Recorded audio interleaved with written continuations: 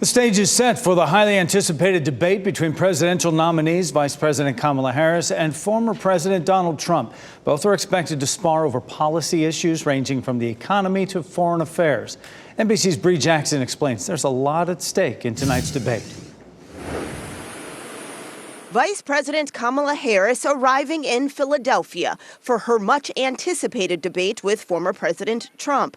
Both candidates seeking to shore up support with voters. We're going to defeat Comrade Kamala Harris, and we are going to win the White House. It's time to turn the page on the divisiveness. It's time to bring our country together, chart a new way forward. A new poll shows more than 60% of likely voters want a major change from President Biden.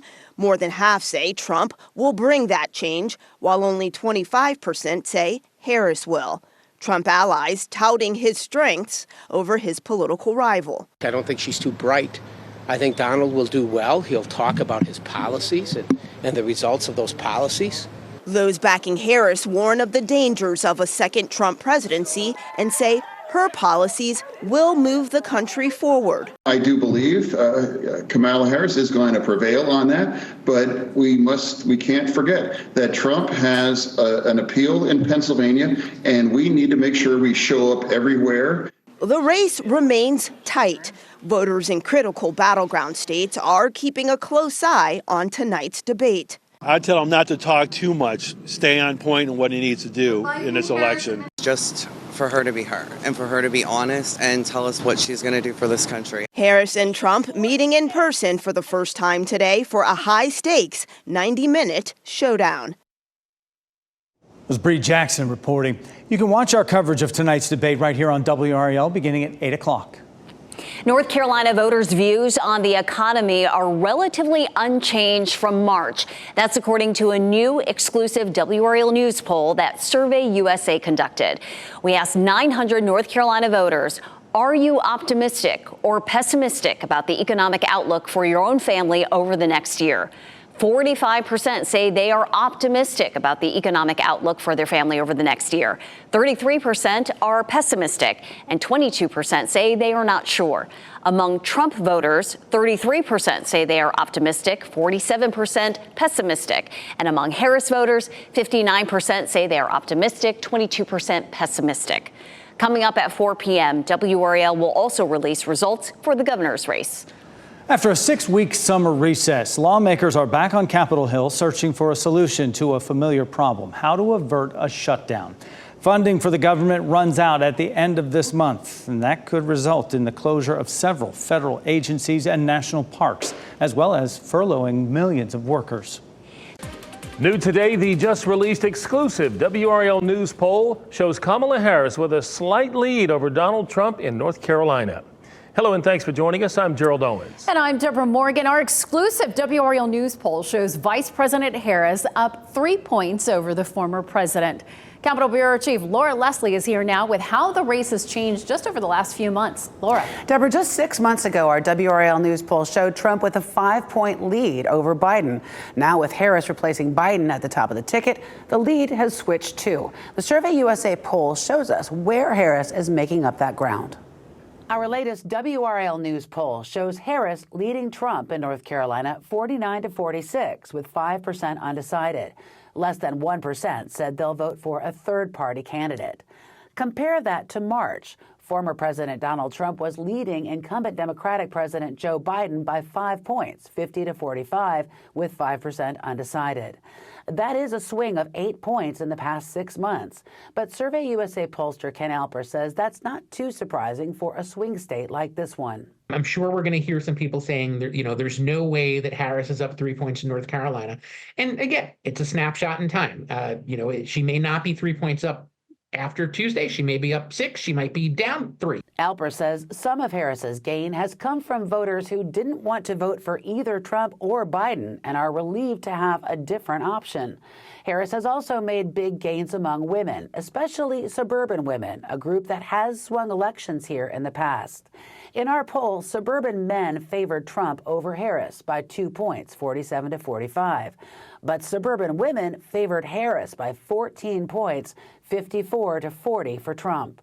Alper says the poll also shows younger voters are also breaking for Harris. I think that the Kamala Harris campaign has really done something kind of amazing on social media, kind of, going from 0 to 60 in no time at all, and have really energized, that relatively small but important group of voters. Among voters 18 to 24, 72% back Harris compared to 24% supporting Trump. In the next age bracket, voters 25 to 34, Trump leads by 7%, 49 to 42. Whoever they're supporting, voters say they're happier with their options now. In March, a majority of voters in our WRAL News poll said they wish they had other options. 6 months later, voters are satisfied with their choices by a nearly 2-to-1 margin. Now, our WRAL News poll surveyed 676 likely voters across the state last week.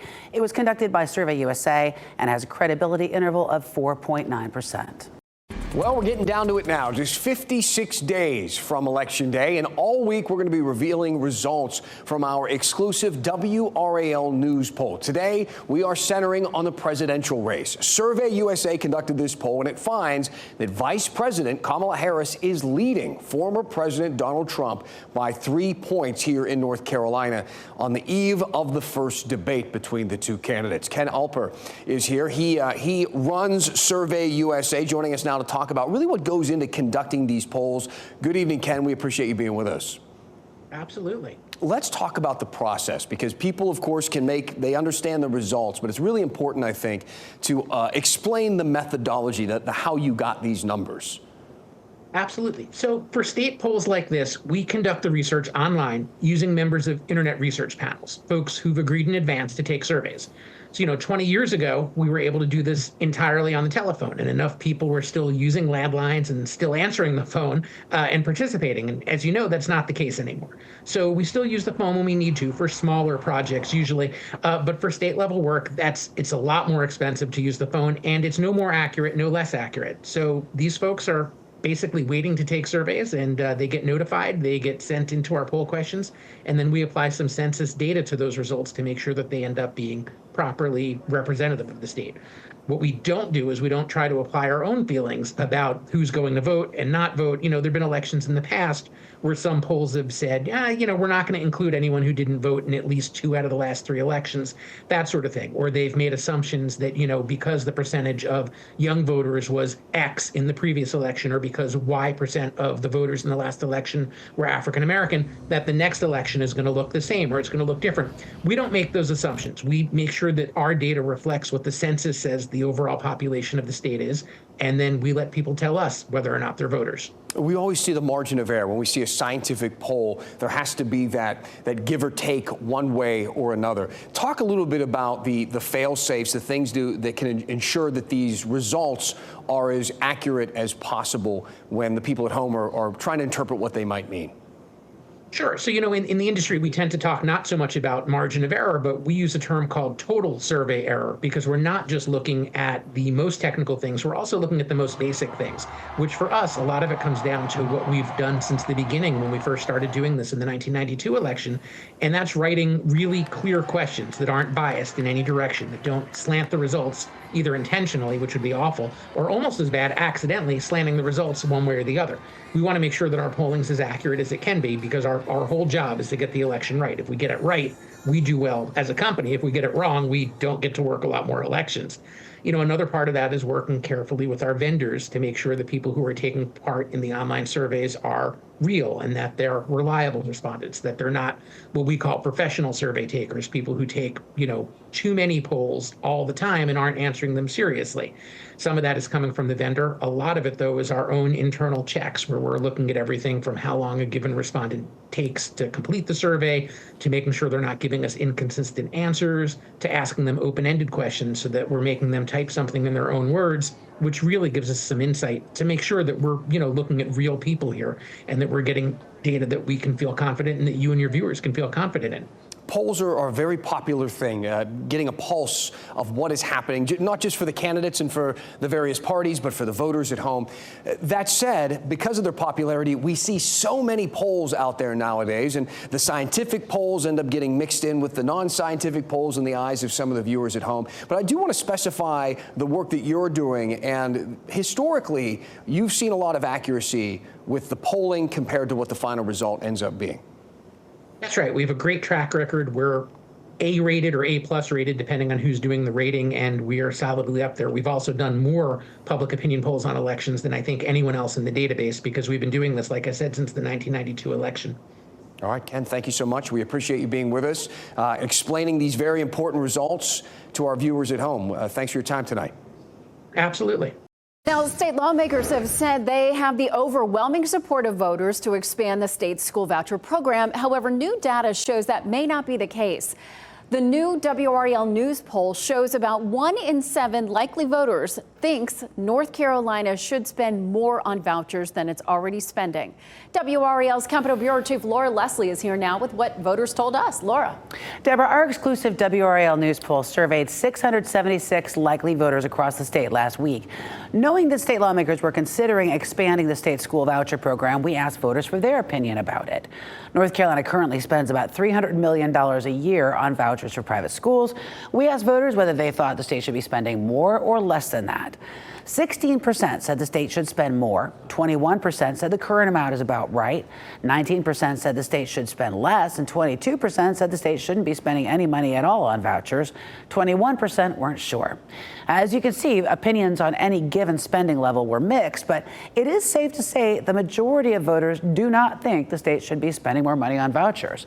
Only 16% said we should spend more than $300 million. 62% said they think the state shouldn't spend more than that.